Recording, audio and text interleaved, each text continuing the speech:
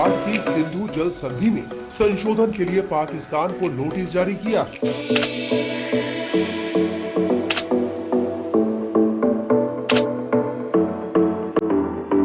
मैंने एक ट्रांसपोर्ट बनाया है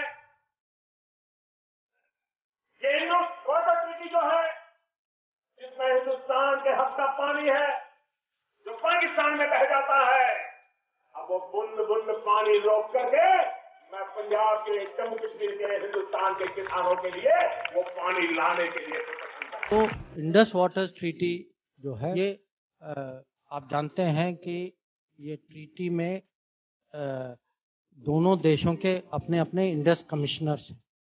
ये एक किस्म से ये टेक्निकल मामला है। हमारे जो इंडस कमिश्नर्स जो हैं वो आपस में इस पे बातचीत करेंगे। उसके बाद हमें देखना होगा कि अगले कदम क्या हो। तो चलिए दोस्तों, चलते हैं आज की वीडियो की तरफ और जानने की कोशिश करेंगे कि क्यों इंडिया ने 60 ईयर्स से भी ज़्यादा पुरानी इंडस वाटर ट्रीटी में बदलाव का प्रस्ताव पाकिस्तान के सामने रखा। तो इस वीडियो में हम जानेंगे इंडस वाटर ट्रीटी क्या थी, ये किसने साइन की थी और इंडस वाटर ट्रीटी क्यों ज़रूरी थी, और हम जानेंगे कि क्यों इंडस वाटर ट्रीटी के अकॉर्डिंग इंडिया को इंडस वाटर रिवर सिस्टम का सिर्फ 20% पानी का शेयर ही मिलता है। तो चलिए जानते हैं कि इंडस वाटर ट्रीटी क्यों ज़रूरी थी। जैसा कि आप जानते हैं कि 1947 की पार्टीशन से पहले ये एक ही देश था और 1947 की पार्टीशन के बाद इंडिया और पाकिस्तान दो अलग अलग देश बने। पाकिस्तान का जो एग्रीकल्चर जो था वो कम्प्लीटली डिपेंड था इंडस रिवर सिस्टम पे, और आप जानते हैं कि इंडस रिवर सिस्टम का जो रिवर्स हैं वो इंडिया से होके पाकिस्तान जाते हैं। तो पार्टीशन के बाद पाकिस्तान में पानी को लेके एक बड़ी समस्या खड़ी हो गई, और उस समस्या के हल में एक temporary provision inter dominion accord जो था वो साइन किया गया, और इस अकॉर्ड के अकॉर्डिंग इंडिया को एक सफिशिएंट अमाउंट ऑफ वाटर जो था वो पाकिस्तान को रिलीज़ करना होता था, और उसके बदले में पाकिस्तान इंडिया को पेमेंट करता था। लेकिन ये अकॉर्ड सिर्फ 2 साल तक चला और उसके बाद इंडिया ने पाकिस्तान का पानी रोक दिया। इस मुद्दे को लेकर Pakistan international court of justice में चले गया, और फिर 1960 के दशक में वर्ल्ड बैंक दोनों देशों के बीच में एक संधि करवाता है जिसका नाम था Indus water treaty. Indus water treaty sign की गई थी उस टाइम के Indian prime minister Shri Jawaharlal Nehru और पाकिस्तानी प्रेसिडेंट अयूब खान के बीच। इंडस रिवर सिस्टम में 6 नदियां हैं और उन 6 नदियों को 3-3 में डिवाइड कर दिया गया, और भारत के हिस्से में आई रावी, सतलुज और ब्यास, और पाकिस्तान के हिस्से में आती हैं इंडस, झेलम और चनाब। इंडस वाटर ट्रीटी के अकॉर्डिंग एक परमानेंट इंडस कमीशन बनाया गया जिसमें एक एक कमिश्नर दोनों कंट्रीज़ अपॉइंट करेंगी, जो जिनका काम होगा कोई डिस्प्यूट अगर अराइज होता है उसको रिजॉल्व करना। इंडस वाटर ट्रीटी दोनों देशों को डैम बनाने की अनुमति देती है, और 1960 में इंडस वाटर ट्रीटी साइन होने के बाद पाकिस्तान ने 2 डैम तरबेला और मंगला डैम दरिया झेलम पे बनाए, जिसके लिए पाकिस्तान को बाहर के बड़े बड़े देशों से फंडिंग दी गई, और इस फंडिंग में 20% अमाउंट जो था अकेला भारत ने दिया था। चलिए समझते हैं इंडस वाटर ट्रीटी को लेकर इंडिया और पाकिस्तान के बीच में इतने सारे डिस्प्यूट्स क्यों अराइज हुए। तो 1960 में जब ट्रीटी साइन हुई थी, 1960 से लेकर 1970 तक इंडिया और पाकिस्तान का इंडस वाटर ट्रीटी पे कोई भी डिस्प्यूट नहीं था।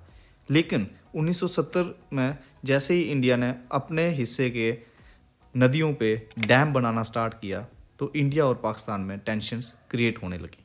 पाकिस्तान के लिए पंजाब प्रोविंस जो है वो बहुत इम्पॉर्टेंट है, क्योंकि पाकिस्तान के पूरे देश के लिए जो अनाज पैदा होता है वो पंजाब प्रोविंस से ही आता है, और पंजाब प्रोविंस में पानी जो है वो इंडस रिवर सिस्टम से सप्लाई होता है। जब भी इंडिया अपने हिस्से के दरियाओं पर डैम बनाने की कोशिश करता है तो पाकिस्तान को लगता है कि इसकी वजह से हमारे यहाँ पे पानी की किल्लत हो जाएगी, और वो हमेशा इन इश्यूज़ को लेके इंटरनेशनल कोर्ट ऑफ जस्टिस और वर्ल्ड बैंक के पास जाता रहता है। पाकिस्तान की ऑब्जेक्शन के बावजूद इंटरनेशनल कोर्ट ऑफ जस्टिस ने हमेशा अपना फ़ैसला हिंदुस्तान के फेवर में दिया है, और इंडिया ने सलाल तुलबुल, बगलियार और सावलाकोट जैसे प्रोजेक्ट रिवर चिनाब पे बनाए हैं। लेकिन अब एक बार फिर से पाकिस्तान ने इंडिया के दो बड़े projects Kishan Ganga hydro electric project और रतले हाइड्रो इलेक्ट्रिक प्रोजेक्ट पे ऑब्जेक्शन किया है।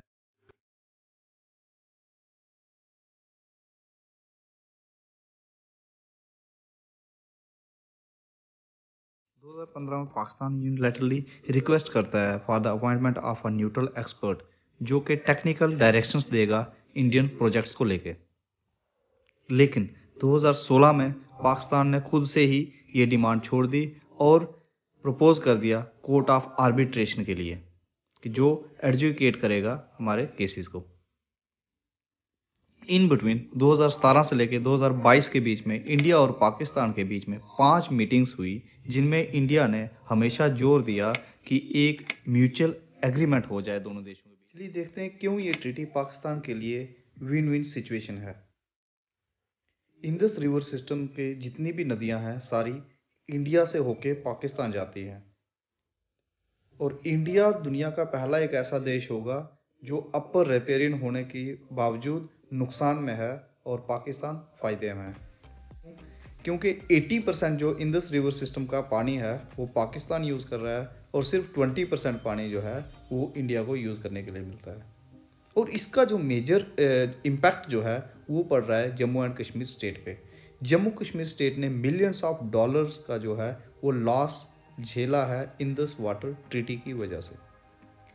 जम्मू कश्मीर में जितने भी डैम बने हैं उन हर एक डैम की कंस्ट्रक्शन के टाइम पे पाकिस्तान ने ऑब्जेक्शन किया है और फिर उसके बाद उन डैम्स की या तो कैपेसिटी कम कर दी जाती है या फिर डैम्स काफ़ी टाइम तक डिले होते जाते हैं। तो क्या इस ट्रीटी को मॉडिफाई किया जा सकता है? जी हाँ, आर्टिकल 12 के क्लास 13 में लिखा गया है कि the provisions of this treaty may from time to time be modified by a duly rectified treaty concluded for that purpose between the two governments. तो दोनों गवर्नमेंट्स मिलके टाइम टू टाइम इस ट्रीटी के आर्टिकल्स को modify कर सकते हैं। तो जी हाँ, बिल्कुल 90 डेज़ का जो टाइम दिया है इंडिया ने पाकिस्तान को, इन 90 दिन के अंदर अंदर पाकिस्तान को इस पे कोई ना कोई आंसर देना होगा।